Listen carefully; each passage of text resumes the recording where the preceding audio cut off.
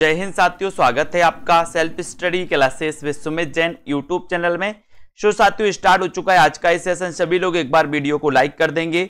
और दोस्तों, जिन भी साथियों को जूनियर सुपर टेट की तैयारी करना है, पंजाब मास्टर कैडर की तैयारी करना है और आगे आने वाले टीजीटी पीजीटी एग्जाम की तैयारी करना है, वो सभी साथी self study classes app download कर लें। और दोस्तों 2 सितंबर से नया बैच स्टार्ट होने वाला है। अगर आप इस नए बैच में स्टार्टिंग से पढ़ना चाहते हैं, शुरुआत से पढ़ना चाहते हैं, तो आज ही self study classes app download करें दोस्तों। और इस कोर्स में हिंदी साहित्य के संपूर्ण कोर्स में एडमिशन लेकर के अपना अध्ययन बहुत अच्छे से कर सकते हैं। ठीक है, तो दोस्तों आपको बता दें कि सेल्फ स्टडी क्लासेस ऐप में एक 2020 टेस्ट सीरीज चलती है और ये टेस्ट सीरीज दोस्तों निरंतर चलती है। आपके लिए सेल्फ स्टडी क्लासेस में चलाई जाती है। सप्ताह में 2 दिन चलती है, रविवार और गुरुवार को। ठीक है, तो इस सीरीज से आपको जुड़ना है। ये सेल्फ स्टडी क्लासेस ऐप का दोस्तों आपको ये लोगो दिख रहा है यहां पर। आप इस प्रकार के सेल्फ स्टडी क्लासेस ऐप को प्ले स्टोर से डाउनलोड कर सकते हैं। ठीक है, साथ ही हिंदी साहित्य का संपूर्ण कोर्स दोस्तों, ये वाला जो कोर्स है आपके लिए, आप मास्टर कैडर एग्जाम की तैयारी कर रहे हैं या फिर जूनियर टेट की, तो इस कोर्स में आप एडमिशन लेकर के अपनी तैयारी को बहुत अच्छा बना सकते हैं, बहुत अच्छा कर सकते हैं। ठीक है, तो ऐप में आप इस कोर्स को ले सकते हैं मात्र 1099 में दोस्तों। ठीक है, और साथ ही एक हिंदी साहित्य की 10,000 प्रश्नों की टेस्ट सीरीज लॉन्च की गई है और इस 10,000 प्रश्नों की टेस्ट सीरीज मात्र आपको 599 में ये मिलने वाली है। अपार प्रैक्टिस दोस्तों, जितना प्रैक्टिस आपको करना, उस 10,000 प्रश्नों की प्रैक्टिस करिए हिंदी व्याकरण प्लस हिंदी साहित्य में। ठीक है, तो जो भी साहित्य है इच्छुक, जो भी साथी इच्छुक हैं दोस्तों, वो पढ़ सकते हैं। कल अपन ने यहां तक पढ़ दिया था। आपको बताना है कि दोहे और रोले को क्रम से मिलाने पर कौन सा, दोहे और रोले को क्रम से मिलाने पर कौन सा छंद दोस्तों बनता है, ये प्रश्न है। यहां तक कल अपन ने पढ़ा था, सभी लोग बताएंगे इसका उत्तर। बताइए, दोहे और रोले को क्रम से मिलाने पर कौन सा छंद बनता है, ये क्वेश्चन पूछा गया था। और इस क्वेश्चन में आपका सही आंसर है कुंडलियां, यानी कि आपका जो बी नंबर है दोस्तों, बी नंबर वो बिल्कुल सही आंसर है। जिन्होंने बी में टिक किया है उनका आंसर बिल्कुल सही है, वेरी गुड आंसर है ना। कमल का पर्यायवाची नहीं है बताना है दोस्तों, नहीं है बताना। बताइए, कमल का पर्यायवाची कौन सा नहीं है? राजीव, पंकज, जलद या फिर अंबुज? कमल का पर्यायवाची नहीं है, चयन करना है। तो एक क्वेश्चन अपन ने कल 101 तक पढ़ लिया था दोस्तों, है ना। और आपने बताया था कि सर राजीव तो कमल का पर्यायवाची है, पंकज तो कमल का पर्यायवाची है, अंबुज तो कमल का पर्यायवाची है, लेकिन जो जलद है, जलद यानी कि सी नंबर जो है, ये कमल का पर्यायवाची नहीं है। यानी कि आपने सी नंबर बिल्कुल सही आंसर बताया था। तोड़ती पत्थर कैसी कविता है? तोड़ती पत्थर आपको बताना है दोस्तों, ये कैसी कविता मानी जाती है, आपको चयन करना है। और तोड़ती पत्थर के रचनाकार आपको पता है कि सर तोड़ती पत्थर यानी कि ये निराला जी की रचना है। किसकी रचना है? निराला जी। और निराला जी का जन्म हुआ था दोस्तों महिषादल मेदिनीपुर में, आपको पता होगा, है ना। कुछ विद्वान इनका जन्म 1897 मानते हैं और कुछ विद्वान इनका जन्म 1899 अधिकांश मानते हैं। ठीक है, निराला जी के बारे में आपको पता है। एक क्वेश्चन आया था कि मुक्त छंद के प्रवर्तक कौन है, तो निराला जी को मुक्त छंद का प्रवर्तक माना जाता है दोस्तों, है ना। और तोड़ती पत्थर कैसी कविता है, ये आपको चयन करना है और आपका उत्तर हो जाएगा यथार्थवाद। एक क्वेश्चन और बताना है दोस्तों कि निराला को छायावाद का क्या कहा जाता है? ब्रह्मा, विष्णु या फिर दोस्तों महेश या फिर दोस्तों दुर्गा शक्ति? बताइए, निराला जी के बारे में आपको चयन करना है। जल्दी से क्वेश्चन का आंसर आप बताएंगे, उसके बाद फिर अपन आगे बढ़ते हैं। जल्दी से बताएं। और दोस्तों तार सप्तक का कवि नहीं है तो कौन सा नहीं है? तार सप्तक का कवि कौन सा नहीं है, आपको चयन करना है। बताइए, निराला को छायावाद का क्या कहा जाता है? ब्रह्मा, विष्णु, महेश या फिर दोस्तों और कुछ? बताएं। 103 का आंसर यहां पर तार सप्तक बताना है। इसका प्रकाशन माना जाता है दोस्तों 1943 से, है ना। अब तार सप्तक का कौन सा कवि नहीं है? अपन ने ट्रिक पढ़ी थी, क्या पढ़ी थी? क्या पढ़ी थी? नेमी मुक्त भारत की प्रभागिरी राम की आज्ञा से। तो तार सप्तक का कवि नहीं है, ये अगर आपसे पूछा गया तब आपका उत्तर है केदारनाथ अग्रवाल। Kedarnath Agrawal, very good. हिंदी गद्य का जन्मदाता किसको माना जाता है दोस्तों? हिंदी गद्य का जन्मदाता किसको माना जाता है, आपको चयन करना है। एक बार वीडियो को लाइक जरूर कर देना। और हमारे जो भी जूनियर टेट वाले साथी हैं, जिनको भी दोस्तों 100 नंबर की हिंदी के लिए अध्ययन करना है, वो जूनियर टेट वाले साथी निराश ना हो। उन जूनियर टेट वाले साथियों को दोस्तों 2 सितंबर से एक न्यू बैच स्टार्ट हो रहा है, उसमें 100 नंबर की हिंदी के लिए आपको अध्ययन करवाया जाएगा। जिनने एडमिशन लिया है उनको अध्ययन करवाया जाएगा, और जिन्होंने नहीं लिया है दोस्तों वो भी एडमिशन ले लें, ठीक है। तो हिंदी गद्य का जन्मदाता अगर माना जाता है तो वो माना जाता है दोस्तों कौन कौन माने जाते हैं? भारतेंदु हरिश्चंद्र। नेक्स्ट क्वेश्चन है, प्रभु जी तुम चंदन हम पानी, है ना, जाकी अंग अंग बास समानी। एक क्वेश्चन आया था, तुम चंदन हम पानी, ये निबंध किसका है? कई लोग यहां पर पंक्ति में कंफ्यूज होते हैं। एक निबंध लिखा था, तुम चंदन हम पानी, ये निबंध किसने लिखा था दोस्तों? तुम चंदन हम पानी, तुम चंदन हम पानी, ये निबंध किसका है आपको बताना है। और साथ ही प्रभु जी तुम चंदन हम पानी, जाकी अंग अंग बास समानी, है ना। और यहां पर ये पंक्ति तो रैदास की है, ये तो लगभग सभी को पता है, लेकिन आपको पता होनी चाहिए कि प्रभु जी तुम चंदन हम पानी, है ना, ये जो निबंध है ये किसका है? बताइए, ये किसका निबंध है दोस्तों? किसका निबंध है? तो प्रभु जी तुम चंदन हम पानी, ये निबंध किसका है? और सीधा आंसर आपको कमेंट में लिखना है। अब आपको ऑर्गेनाइजेशन का अर्थ बताना है दोस्तों। 106 का आंसर, है ना, ऑर्गेनाइजेशन का अर्थ क्या है? प्रश्न क्रमांक 106 है। अच्छा क्वेश्चन है, सभी लोग बताएंगे। व्यवस्थित, संगठन, निगम या फिर संघ, चयन करें 106 में। ऐसे पंजाब मास्टर कैडर में क्वेश्चन आते 1 2 3, है ना। और तुम चंदन हम पानी विद्या निवास मिश्र जी की रचना है। ऑर्गेनाइजेशन आपको बताना है कि इसका अर्थ क्या होता है, और लगभग सभी को पता है कि सर इसका अर्थ होता है क्या? संगठन। क्या होता है दोस्तों? संगठन, यानी कि बी नंबर आपका सही है। साहित्य अकादमी पुरस्कार बताना है दोस्तों। साहित्य अकादमी पुरस्कार किसे मिला है? किसे मिला साहित्य अकादमी पुरस्कार? प्रश्न क्रमांक 107 का आंसर आपको चयन करना है। 107 में आपका सही आंसर क्या हो जाएगा? निम्न में से साहित्य अकादमी पुरस्कार किसको मिला है? चयन करें 107 में आंसर। और सभी लोग वीडियो को लाइक जरूर कर दें दोस्तों। साहित्य अकादमी पुरस्कार किसे मिला है जल्दी से आपको चयन करना है। साहित्य अकादमी पुरस्कार प्रेमचंद को, नामवर सिंह को, निराला या फिर भारतेंदु हरिश्चंद्र को।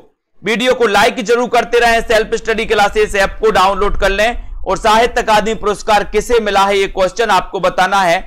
और आपने सही आंसर बताया है नामवर सिंह। नामवर सिंह आपका बिल्कुल राइट आंसर है। बी नंबर जिन्होंने चयन किया है ना। इनकी एक रचना मानी जाती है दोस्तों, कविता के नए प्रतिमान, नामवर सिंह, है ना। और ये कैसे आलोचक हैं दोस्तों? मार्क्सवादी आलोचक हैं, प्रगतिवादी आलोचक हैं, है ना। आपसे क्वेश्चन आया था कि निम्न में से बताइए कौन सा मार्क्सवादी आलोचक है ना। तो है में आपका उत्तर नामवर सिंह लगाया था आपने, और मैंने पढ़ाया भी कई बार। कौन छायावादी कवि है? कौन छायावादी कवि है बताइए। छायावाद का स्टार्ट अपन मानते हैं 1918 से लेकर के 1936 का जो काल होता है वो छायावाद का काल होता है दोस्तों। छायावाद आपको पढ़ा होगा दोस्तों कि रामचंद्र शुक्ल ने छायावाद का प्रवर्तक मुकुटधर पांडे को माना, है ना, रामचंद्र शुक्ल ने। लेकिन अगर नॉर्मल क्वेश्चन आता है कि छायावाद का प्रवर्तक किसे माना जाता है, तब आपका उत्तर होता है जयशंकर प्रसाद। लेकिन यहां पर आपको पता होनी चाहिए कि छायावाद कवि कौन नहीं है। भारत भूषण अग्रवाल, तुलसीदास, सुमित्रानंदन पंत या फिर नागार्जुन। कवि कौन है पूछा, यहां पर कौन है, तो उत्तर हो जाएगा सुमित्रानंदन पंत, यानी कि सी नंबर आपका बिल्कुल सही है। छत्रज्ञ किस प्रकार के व्यंजन है? छा, त्रा और ज्ञा। बताइए ये किस प्रकार के व्यंजन है? संयुक्त, अंतस्थ, उसमें या फिर इनमें से कोई नहीं। सरल क्वेश्चन है, आसान क्वेश्चन है दोस्तों। छा, त्रा, ज्ञा किस प्रकार के व्यंजन हैं? प्रश्न क्रमांक 109। 109 का आंसर आपको चयन करना है। फटाफट से चयन करिए और वीडियो को लाइक शेयर कर दीजिए दोस्तों।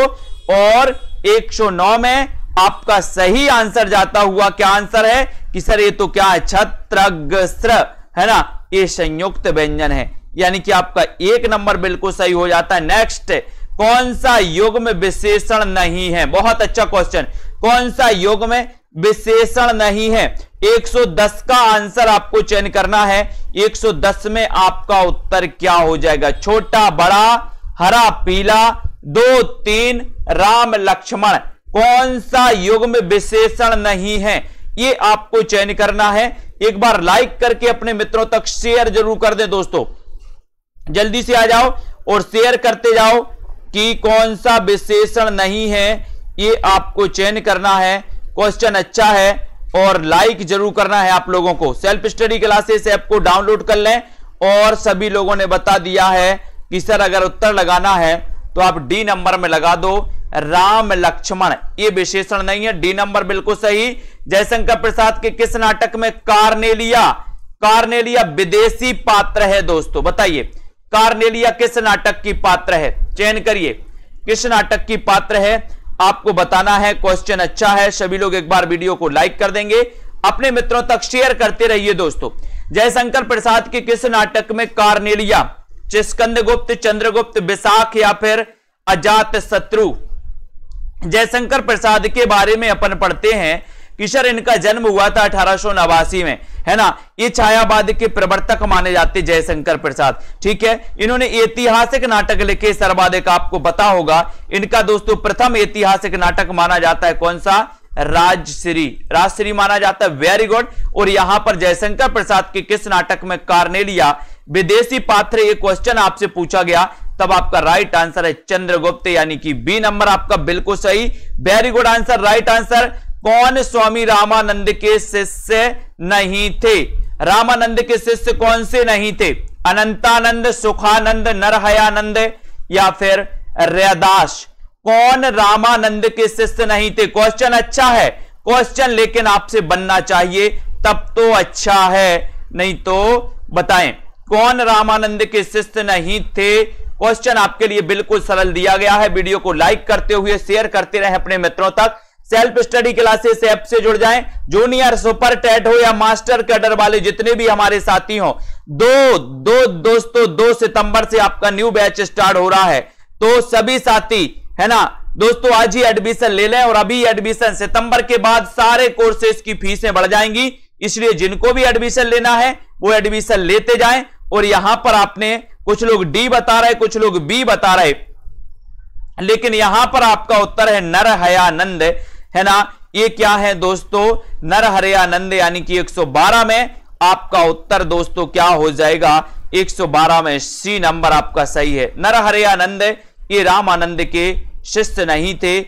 यानी कि आपका उत्तर सी नंबर बिल्कुल सही है। जैसा करोगे वैसा भरोगे वाक्य में सर्वनाम है। बताइए, जैसा करोगे वैसा करोगे वाक्य में सर्वनाम है। प्रश्न क्रमांक 113 का आंसर, और 113 में कौन कौन सही आंसर बता रहा है? कौन सा सर्वनाम है? निजवाचक सर्वनाम, निश्चयवाचक सर्वनाम, संबंधवाचक सर्वनाम या फिर दोस्तों पुरुषवाचक सर्वनाम? जैसा करोगे वैसा भरोगे, इसमें सर्वनाम आपको चयन करना है। क्वेश्चन बड़ा अच्छा है, वीडियो को लाइक जरूर कर दें, सब्सक्राइब कर ले सभी साथी। और जैसा करोगे वैसा भरोगे वाक्य में जो सर्वनाम है दोस्तों, वो सर्वनाम है संबंधवाचक सर्वनाम, यानी कि सी नंबर आपका बिल्कुल सही। सी नंबर सही है। मास्टर कैडर वालों के लिए एक दोस्तों लॉन्च किया है, क्या लॉन्च किया है? मॉडल पेपर, है ना, यानी कि 150 नंबर का। नामवार से अधिकांश क्या लिखा दोस्तों? नामवर सेन ने अधिकांश क्या लिखा? ये मार्क्सवादी आलोचक हैं, प्रगतिवादी आलोचक हैं, यानी कि 114 का आंसर आपको चयन करना है। और 114 में आपकी इनकी दोस्तों बहुत बढ़िया आलोचना एक पूछी जाती है, कविता के नए प्रतिमान, है ना। आपसे पूछा जाता है कविता के नए प्रतिमान के रचनाकार कौन है। अब यहां पर कविता आया तो कविता तो किसी का नाम है तो उत्तर हो जाएगा नामवार सेन की ये रचना है, नामवार सेन की आलोचनात्मक कृति है। लेकिन नामवार सेन ने अधिकांश आलोचना लिखी है दोस्तों, आलोचना, यानी कि आपका डी नंबर बिल्कुल सही है। वेरी गुड आंसर आपको बताना है दोस्तों, है ना। प्री का अर्थ क्या है दोस्तों, इसका आपको बताना। 115 का आंसर परिसर, अग्रता, प्रारंभिक या फिर अनुमान। 115 में सभी लोग आंसर बताएंगे। उत्तर क्या हो जाएगा? बताएं।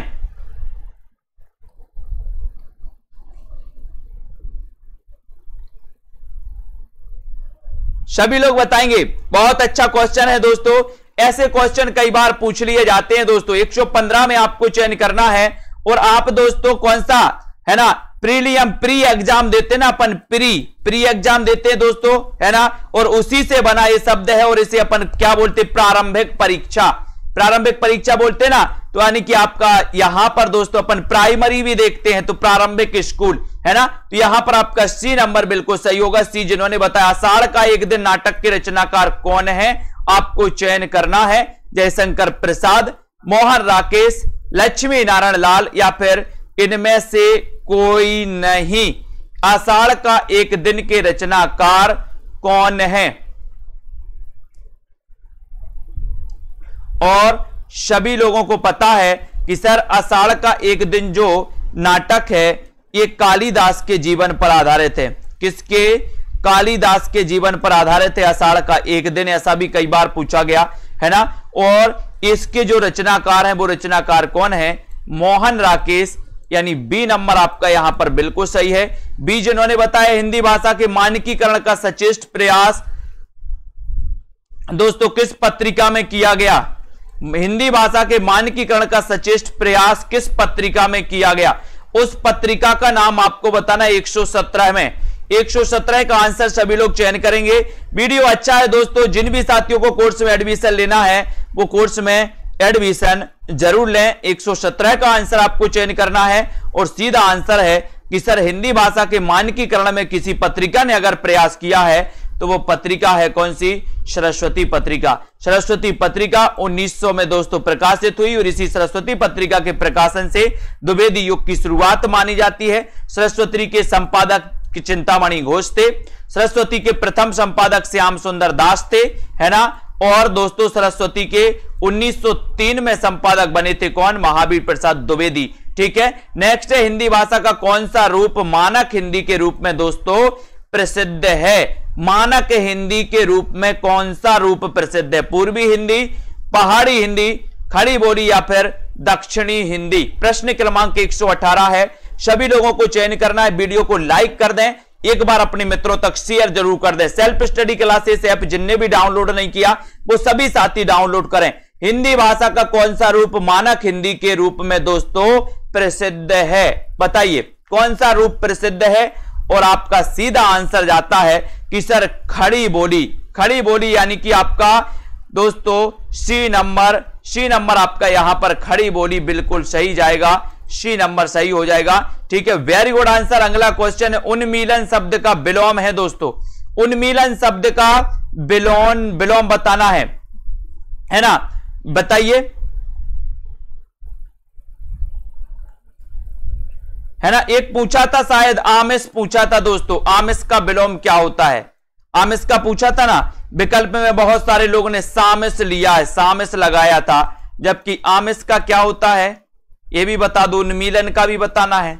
उन्मीलन का विलोम क्या होता है 119 में आपको चयन करना है ना। और 119 में आपका सीधा आंसर जाएगा। उन्मीलन का जो विलोम होता है वो होता है दोस्तों निमीलन, यानी कि आपका जो बी नंबर है, बी नंबर निमीलन, वो बिल्कुल सही उत्तर हो जाएगा। ठीक है, बी नंबर आपका सही हो जाएगा, है ना। B number very good answer. अगला क्वेश्चन है हिंदी नाटकों के मंचन में यक्षगान का प्रयोग किसने किया? यक्षगान का प्रयोग किसने किया हिंदी नाटकों के मंचन में?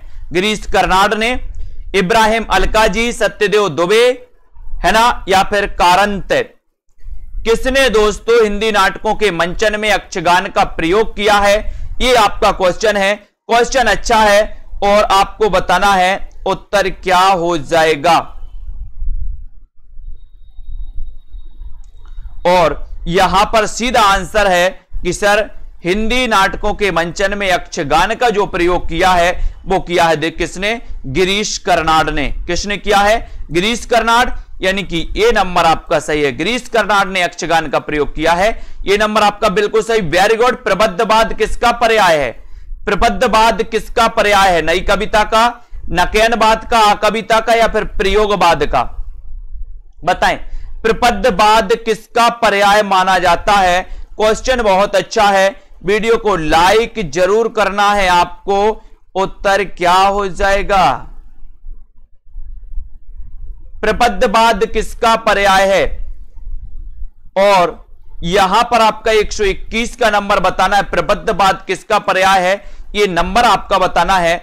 और यहां पर सीधा सीधा आपका आंसर जाएगा नकेनवाद। नकेनवाद यानी बी नंबर आपका बिल्कुल सही है। ये नकेनवाद का दोस्तों माना जाता है। ठीक है, वेरी गुड। ये बी नंबर आपका सही है। कुरुक्षेत्र को क्या कहा जाता है? कुरुक्षेत्र रचना है, वो भी आपको बताना है।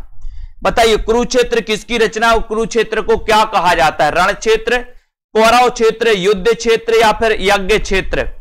कुरुक्षेत्र रचना किसकी है? कुरुक्षेत्र को और क्या कहा जाता है? ये आपको क्वेश्चन चयन करना है। प्रश्न क्रमांक 122 है। 122 में आपको बताना है। तो लगभग सभी लोगों को पता है कि सर कुरुक्षेत्र को क्या कहा जाता है। बहुत सारे कंफ्यूज होंगे इस क्वेश्चन में। बताइए क्या कहा जाता है कुरुक्षेत्र को? कुछ लोगों ने युद्ध क्षेत्र लगा दिया, लेकिन इसको कहा जाता है रण क्षेत्र। क्या कहा जाता है दोस्तों? कुरुक्षेत्र को रण क्षेत्र कहा जाता है। अब कुरुक्षेत्र रचना किसकी है? तो आपने बताई कि सर ये रचना कुरुक्षेत्र है किसकी? दिनकर की, क्योंकि कुरुक्षेत्र में हमें जाना है दिन में जाना तो दिनकर। प्रसाद का संबंध किस काव्य प्रवृत्ति से है? प्रसाद का संबंध किस काव्य प्रवृत्ति से है? बताइए, छायावादी, प्रयोगवादी, प्रगतिवादी या फिर इनमें से कोई नहीं? प्रसाद का संबंध किस काव्य प्रवृत्ति से है? आपको चयन करना है दोस्तों, किस काव्य प्रवृत्ति से है। बहुत अच्छा क्वेश्चन है, सभी लोग आंसर बताएंगे। और यहां पर 123 का सीधा आंसर जाएगा दोस्तों। 123 का छायावाद, क्योंकि छायावाद के तो ये क्या है? ये तो छायावाद के प्रवर्तक हैं। क्या है? प्रवर्तक। ठीक है, कौन? जयशंकर प्रसाद। ठीक है, सभी को पता है। प्रयोगवाद शब्द का सबसे पहले प्रयोग नंद दुलारे वाजपेयी। प्रयोगवाद के प्रवर्तक अज्ञेय। प्रगतिवाद शब्द का सबसे पहले प्रयोग मुक्तिबोध, है ना।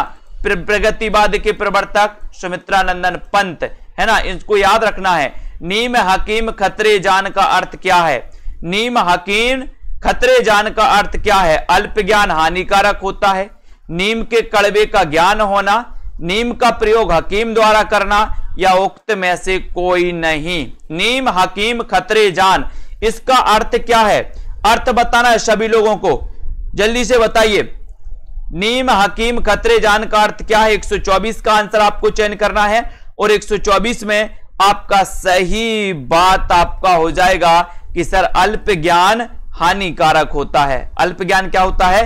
हानिकारक। ये नंबर आपका बिल्कुल सही, वेरी गुड। छंद शास्त्र का प्रणेता किसे माना जाता है? छंद शास्त्र का प्रणेता किसे माना जाता है? डिंगल, पिंगल, पतंजलि या फिर मनु को? बताइए, छंद शास्त्र का प्रणेता किसे माना जाता है? आपको चयन करना है। सभी लोग चयन करेंगे। लाइक जरूर कर देना। प्रमोद पाठक जी बताइए, मोहित जी, छंद शास्त्र के प्रणेता किसे माना जाता है? और सीधा आंसर आपका जाएगा 125 में। क्या आंसर जा रहा है? सभी लोगों ने बताया है कि सर पिंगल। किसे? आचार्य पिंगल, यानी बी नंबर आपका बिल्कुल सही है, वेरी गुड। एक क्वेश्चन आता है, छंदमाला किसकी रचना है? छंदमाला किसकी रचना है? बताइए, छंदमाला किसकी रचना है? छंद शास्त्र के प्रणेता तो पिंगल हैं। कलकत्ता में फोर्ट विलियम कॉलेज के संस्थापक कौन थे दोस्तों? कलकत्ता में फोर्ट विलियम कॉलेज के संस्थापक कौन थे? गिलक्राइस्ट, बेलेजली, सदल मिश्र या फिर डलहौजी? कलकत्ता में दोस्तों आपको पता है कि 1800 ईस्वी में फोर्ट विलियम कॉलेज की स्थापना हुई थी, है ना। और इसकी स्थापना किसने की थी वो आपको चयन करना है। सभी लोग बताएंगे। और दारसू शर्मा जी ने बताया है कि सर छंदमाला रचना है केशव दास की। छंदमाला, केसों में छंद की माला पहनेंगे बोले हम, है ना। और कलकत्ता में फोर्ट विलियम कॉलेज के संस्थापक आपको चयन करना। 126 का उत्तर आपको बताना है।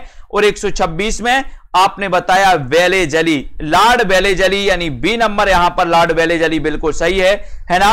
ये हिंदी विभाग अध्यक्ष थे, हिंदी उर्दू विभाग अध्यक्ष थे गिलक्राइस्ट। वेलेजली दोस्तों इसके संस्थापक माने जाते फोर्ट विलियम कॉलेज की, है ना। रबड़ छंद या केचुआ छंद किस कवि की रचनाओं को कहा जाता है रबड़ छंद या केंचुआ छंद किस कवि की रचनाओं को कहा जाता है, आपको चयन करना है। क्वेश्चन अच्छा है दोस्तों, दिनकर की, कुंवर बेचैन, महादेवी वर्मा या फिर निराला की।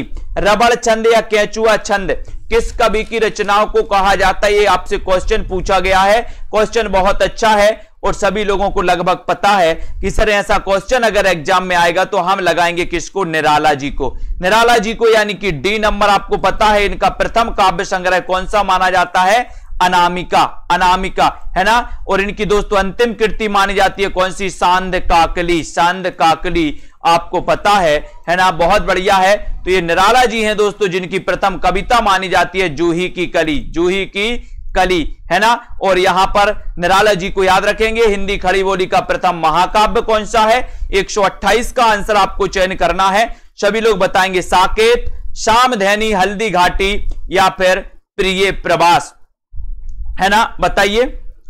हिंदी खड़ी बोली का प्रथम महाकाव्य, खड़ी बोली का आपको पता है दोस्तों, खड़ी बोली के प्रथम कवि अमीर खुसरो, ठीक है। आधुनिक काल में खड़ी बोली के प्रथम कवि श्रीधर पाठक, ठीक है।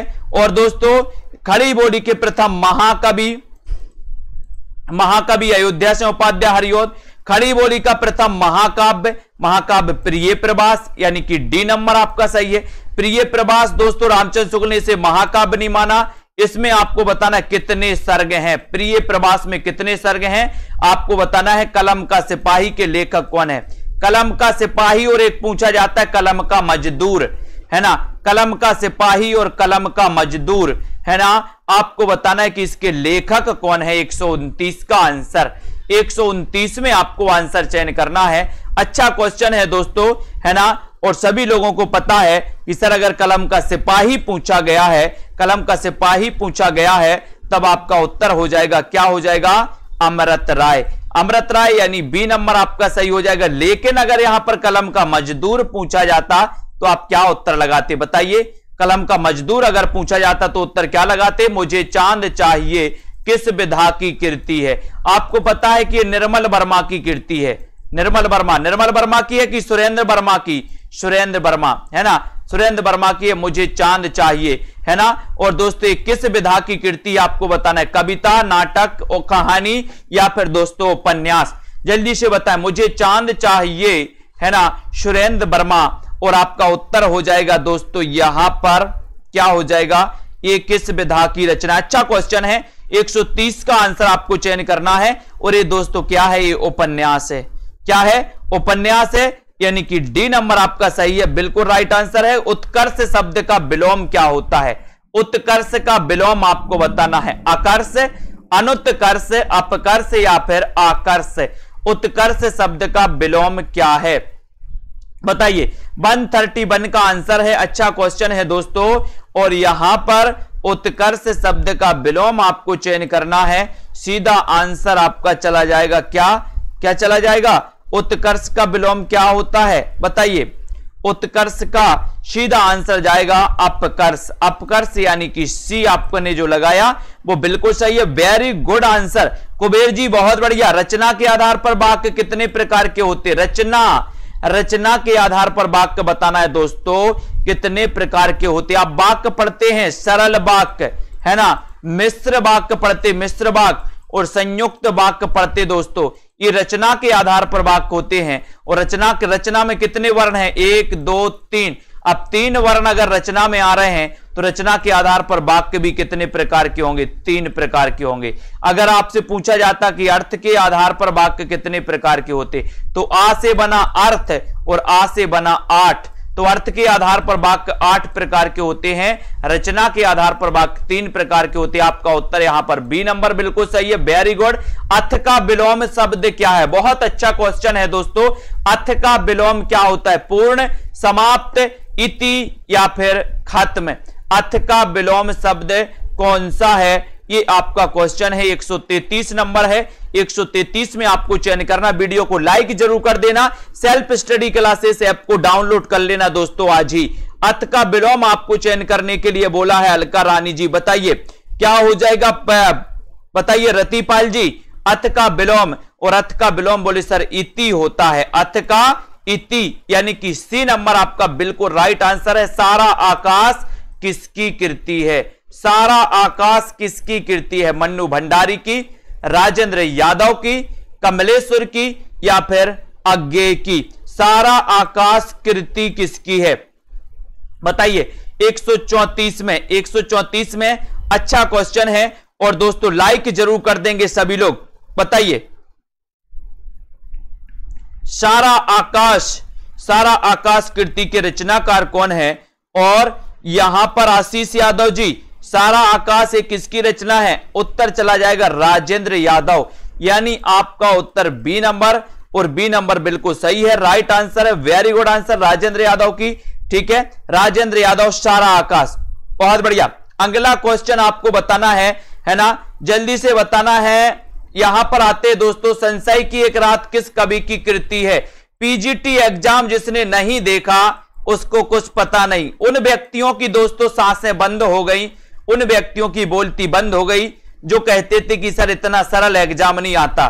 पीजीटी का एग्जाम उनको दिखा देना एक बार भैया कि पीजीटी का एग्जाम देख लो कितना सरल आया और कितना कठिन आया। हर प्रकार का लेवल रहता अलग अलग एग्जाम का, है ना। संशय की एक रात किस कवि की कृति, इसको आपको बताना है। अज्ञेय की, नरेंद्र शर्मा, नरेश मेहता या फिर केसरी कुमार की? प्रश्न क्रमांक इस वीडियो में से, इस टेस्ट में से दोस्तों मैं बता रहा हूं आपसे कि 8 से 9 क्वेश्चन इसी टेस्ट में से आए आपके पीजीटी में, है ना। और संशय की एक रात किसकी रचना है? उत्तर है नरेश मेहता की, यानी कि सी नंबर आपका बिल्कुल सही है। सी जिन्होंने बताया आंसर सही है, नरेश मेहता, है ना। मुक्तिबोध किसकी रचना मानी जाती है? सभी लोग एक बार वीडियो को लाइक जरूर कर देंगे। मुक्तिबोध ये किसकी रचना है? मुक्तिबोध के रचनाकार कौन है? इसका आंसर सभी को बताना है ना। और 136 में आंसर बताना है ना। 136 का आपका सही आंसर हो जाएगा, 36 का हो जाएगा कि सर मुक्तिबोध पूछा गया है ना। तो उत्तर क्या हो जाएगा? मुक्तिबोध पूछा गया है तो उत्तर क्या हो जाएगा, है ना। उत्तर हो जाएगा मुक्तिबोध किसकी रचना है? उत्तर है जैनेन्द्र कुमार, यानी बी नंबर आपका बिल्कुल सही है। जैनेन्द्र कुमार आपका राइट आंसर हो जाता बी नंबर, है ना। जो ये बोलते हैं दोस्तों कि इतना सरल नहीं आते, वो खुद व्यक्ति जाकर के 8 से 10 क्वेश्चन सरल वाले गलत करके आए हैं, सरल, है ना। और कवित्र रत्नाकर के रचयिता कौन है? कवित्र रत्नाकर के रचनाकार कौन है? ये आपको बताना है, सभी लोगों को बताना है। कवित्र रत्नाकर के रचयिता कौन माने जाते हैं? इसका आंसर बताना है सभी लोगों को। 137 का आंसर, और 137 में उत्तर क्या हो जाएगा? कवित्र रत्नाकर। अपन ने कई बार पढ़ा है कि सर प्रकृति चित्रण के लिए जाने जाते हैं दोस्तों। कौन जाने जाते हैं प्रकृति चित्रण के लिए? कौन जाने जाते हैं? अपने कौन जाने जाते हैं? सेनापति। और कवित्र रत्नाकर, रतन तो हमारी क्या है? बोले सेना तो हमारी रतन है, रतन में सेनापति। बी नंबर आपका बिल्कुल सही है, वेरी गुड आंसर है। कौन सा अखबार पढ़ा जा रहा है? वाक्य है, बताइए यह कौन सा अखबार पढ़ा जा रहा है? वाक्य कैसा है? 138 का क्वेश्चन आपको चयन करना है। 138 में कौन सा वाक्य पढ़ा जा रहा है? इसमें कर्मवाच्य है, भाववाच्य है, कर्तरीवाच्य है या फिर संकेतवाचक वाक्य है? तो ये आपको बताना है। प्रश्न क्रमांक 138 में, 138 में आपको चयन करना है और सभी लोग बताएंगे कि 138 का आंसर। देखते हैं कौन कौन सही बता रहा है। जिन्होंने पढ़ा है वो तो गलत ना बताएं कम से कम, है ना। कुछ लोग डी बता रहे हैं, कुछ लोग ए बता रहे हैं, अधिकांश लोगों ने ए ही बताया है और आपका उत्तर भी दोस्तों ए है। ए यानी कि यह कौन सा अखबार पढ़ा जा रहा है? 1 नंबर आपका सही है, कर्मवाच्य आपका बिल्कुल सही हो जाएगा। राग दरबारी नामक उपन्यास के लेखक कौन है? राग दरबारी नामक उपन्यास आपको चयन करना है दोस्तों। फटाफट से आंसर बताएंगे तो जल्दी जल्दी से आपका होगा। राग दरबारी, दरबार में मेरा कौन बैठा है? लाल बैठा, लाल। लाल से क्या बनेगा? श्री लाल शुक्ल, श्री लाल शुक्ल, यानी कि डी नंबर। दरबार में तो मेरा लाल बैठा है, लाल श्री लाल शुक्ल। ठीक है। सचेतन कहानी के प्रवर्तक कौन है दोस्तों? है ना, आपसे पूछा था आ कहानी के प्रवर्तक कौन है? पीजीटी में पूछा था यही क्वेश्चन, आ कहानी, है ना। और आ कहानी के आपने लगाया था गंगा प्रसाद बिमल, है ना, गंगा प्रसाद बिमल। और सचेतन कहानी के, सचेतन आपको पता है, मैंने आपको याद करवाया था कि अगर माही कीपरिंग कर रहे हैं, माही अगर कीपरिंग कर रहे हैं तो बैट्समैन सचेत रहता है, सचेत, तो सचेत से सचेतन कहानी, और सचेत रहता अगर माही हो तो माही से हो जाएगा महीप से, महीप से, यानी बी नंबर आपका बिल्कुल सही है ना। इनमें से कौन सी कृति अज्ञेय की है? अज्ञेय की कृति बताना है आपको, बताइए। यहां पर तो आपको पता है संसद से सड़क तक, बोले सर ये तो धूमिल की है। मछलीघर विजय देव नारायण शाही की है ना। हरी घास पर क्षण भर बता नहीं सकते, बोले किसकी है? साय में धूप तो आपको पता ही है दुष्यंत कुमार, लेकिन आपको यहां पर बताना है कि हरी घास पर क्षण भर, ये दोस्तों अज्ञेय की रचना है। किसकी रचना है? अज्ञेय की। और आपका सी नंबर बिल्कुल सही है। जिन्होंने भी बताया सी नंबर, उनका आंसर बिल्कुल सही हो जाएगा। कलम तोड़ना का अर्थ क्या है दोस्तों? फटाफट से आप लोग बताएंगे, अच्छा लगेगा। वीडियो को लाइक जरूर करते जाएं, शेयर करते रहें अपने मित्रों तक। एक क्लास रोज 9 बजे होती है दोस्तों, और 40 मिनट अपनी क्लास चलती है, केवल 40 मिनट चलती है। कलम तोड़ना का अर्थ क्या होता है? 142 में आपको बताना है। लाइक कर दो, अपने मित्रों तक शेयर भी कर दो। क्रोध दिखाना, बहुत सुंदर लिखना, भद्दी चीजें लिखना, या फिर बहुत मेहनत करना। कलम तोड़ना, कलम तोड़ना यानी कि 142 में, और 142 का सभी लोगों ने आंसर बताया है कि सर बहुत सुंदर लिखना, यानी कि आपका जो बी नंबर है बहुत सुंदर लिखना। Very good. गौरव का विलोम क्या होगा? गौरव का विलोम बताना है। लाघव, लघुत, लघुता, या फिर लघुतम। गौरव का विलोम क्या होगा? ये क्वेश्चन आपका 143 में आपसे पूछा गया है। अच्छा क्वेश्चन है दोस्तों, सभी लोग बताएंगे गौरव का विलोम क्या होता है, और सीधा सीधा आपका राइट आंसर क्या जाता है? गौरव, और गौरव का आपका विलोम है दोस्तों लाघव। गौरव का लाघव, यानी ए नंबर लाघव आपका बिल्कुल सही है। बाल कृष्ण शर्मा नवीन कृत काव्य इनमें से कौन सा है? बाल कृष्ण शर्मा नवीन, है ना। एक पूछा गया था दोस्तों कि निम्न में से बताइए कौन सी राष्ट्रीय काव्य धारा से संबंधित रचना नहीं है? पीजीटी में पूछा गया था, है ना। आपका यहां पर उत्तर होगा कि बाल कृष्ण शर्मा नवीन की रचना कौन सी है, यहां पर ये पूछा गया। लेकिन आपका यहां पर 144 में सीधा आंसर जाएगा हम बिस्पाई जन्म के, हम बिस्पाई जन्म के, यानी कि बी नंबर आपका हम बिस्पाई जन्म के बिल्कुल सही है। जिन्होंने भी बी लगाया उनका आंसर वेरी गुड है। 8वां सर्ग उपन्यास किस विधा की पुस्तक है? 8वां सर्ग किस विधा की पुस्तक है? उपन्यास है, नाटक है, आत्मकथा है, या फिर काव्य संकलन है? 8वां सर्ग किस विधा की पुस्तक है?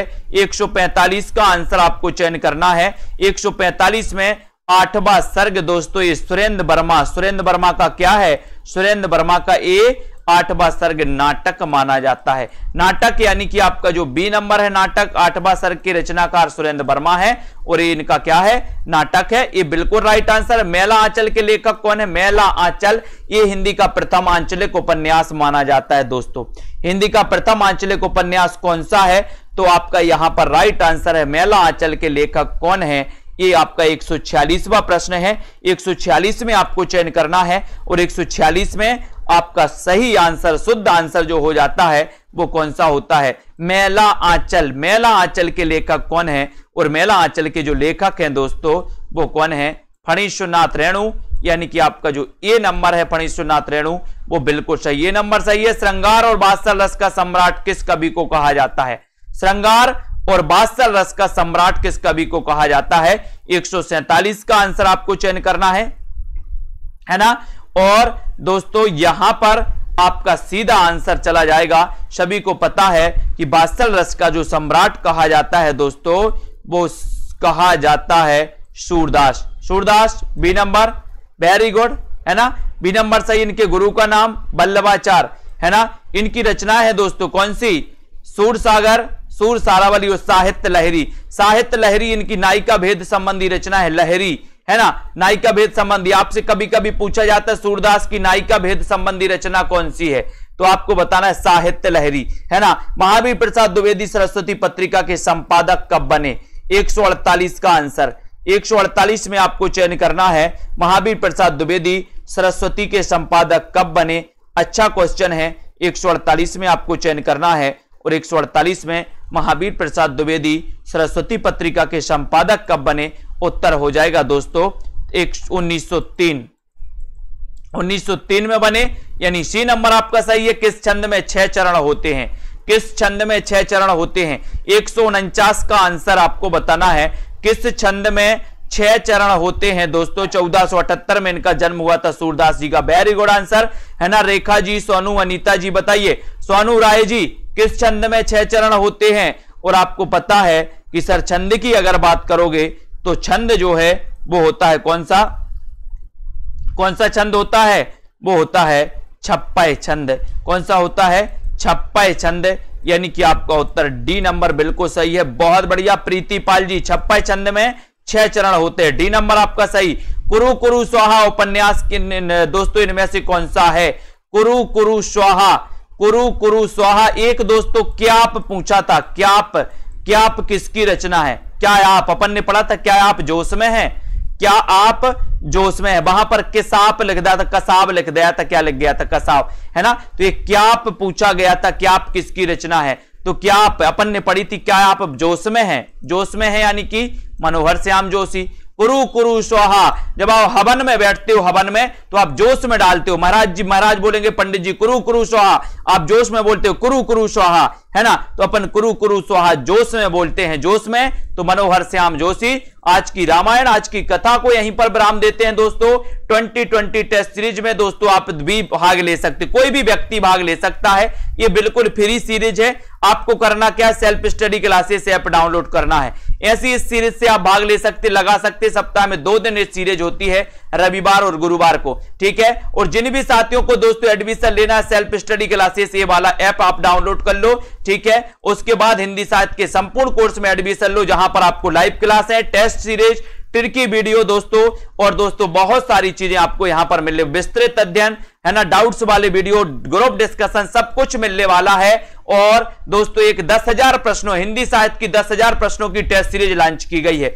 10,000 पूरे प्रश्न आपके लिए होंगे मात्र 599 में, ठीक है। और इस सीरीज से आप जुड़ सकते हैं। और साथ ही दोस्तों जूनियर टेट के लिए 2 सितंबर से न्यू बैच स्टार्ट होने वाला है 100 नंबर के लिए। तो जो भी हमारे मास्टर कैडर वाले साथी हैं, जो नंबर हमारे जूनियर वाले साथी हैं, जिनको भी हिंदी साहित्य शुरुआत से पढ़ना है, 100 नंबर का अध्ययन अपना बहुत अच्छा बनाना है, वो इस जूनियर सुपर टेट वाले दोस्तों कोर्स में अध्ययन कर सकते हैं दोस्तों, और एडमिशन लेकर के इसमें कर सकते हैं। और सितंबर के बाद दोस्तों सभी कोर्सेज की फीस बढ़ जाएगी। इसलिए जिनको भी पढ़ना है, जिनको भी दोस्तों कोर्स में एडमिशन लेना है, ट्रिक से पढ़ना है, वो आपसे आराम से self study classes app download कर लो, वीडियो को लाइक शेयर कर लो।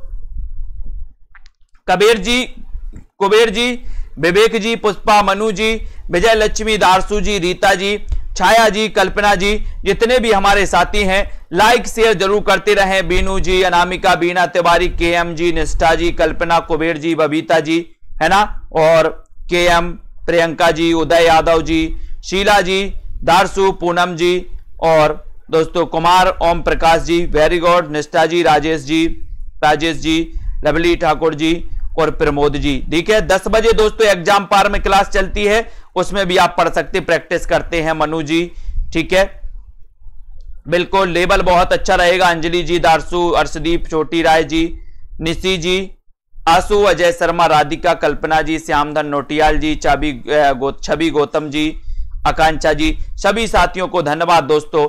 पढ़ते रहें, अध्ययन करते रहें और लाइक शेयर करते रहें सेल्फ स्टडी क्लासेस, है ना। जहां तक आपका बनेगा बहुत सारा आप दोस्तों सहयोग करेगा। संगम जी, वेरी गुड, ठीक है ना। नेट जेआरएफ के लिए नहीं होती, संगम जी, लोकेश जी, मंजू, राधिका जी, ठीक है, बहुत बढ़िया, धन्यवाद। लाली यादव जी, अर्शदीप, अजय शर्मा जी, सभी साथियों को दोस्तों जय हिंद।